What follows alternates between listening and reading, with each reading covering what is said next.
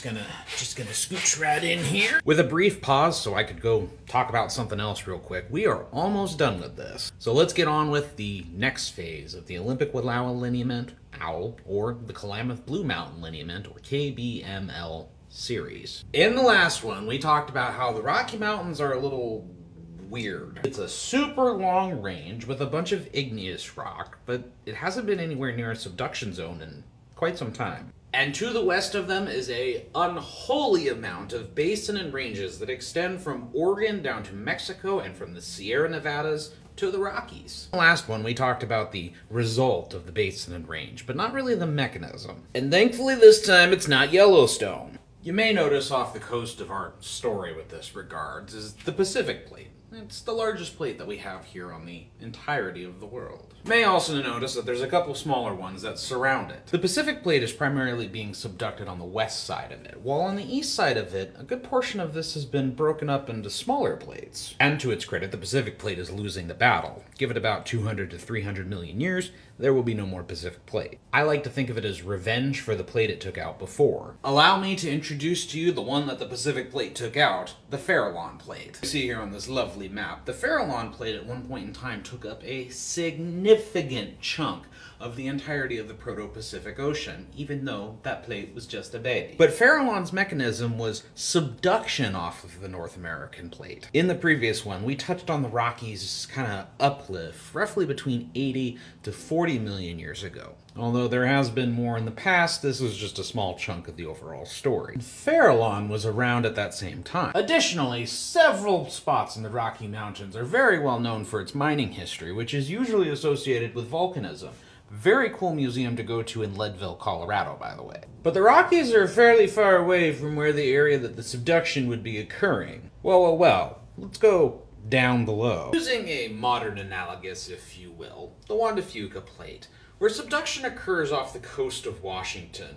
It only is about 100 to 150 miles to where you get enough melt to get volcanoes above. Presently, where it begins to subduct is roughly at an angle between 10 to 20 degrees.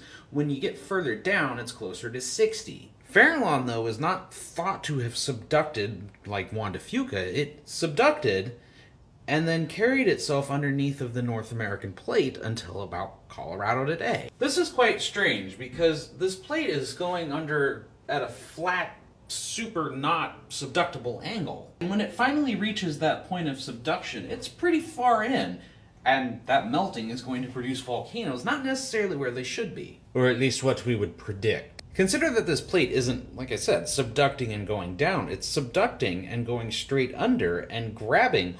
Ooh, we've seen that motion before. That looks pretty similar to the knuckling of the terrains of the Yakima Fold Belts. That's a squeezing motion, and it's causing this area to move upwards. Throw in a couple volcanoes there, some precious minerals, and bada bing, bada boom, we've got what we see today. At least a small part of it. Now, there is no active volcanism in that part of the world today, and the Farallon Plate is very clearly gone. Staying underneath of the plate and mashed up against it was not a forever thing. Roughly 50-ish million years ago, Farallon started to drop backwards in a normal subduction method. There are several competing theories as to why it did this, but one thing is clear. Farallon was torn apart by this action and left us these two small plates, as well as a couple other micro ones that we have today. More importantly, when you don't have that plate pushing anymore, the North America plate, if you will, can relax a little bit and start to stretch out. The opposite of compression is extension. And what's the direction that it was extending towards? Well, those basin and ranges go north to south and are facing the direction of the modern Pacific Ocean. Ho, look what's in the way. Our story of the Klamath Blue Mountain Lineament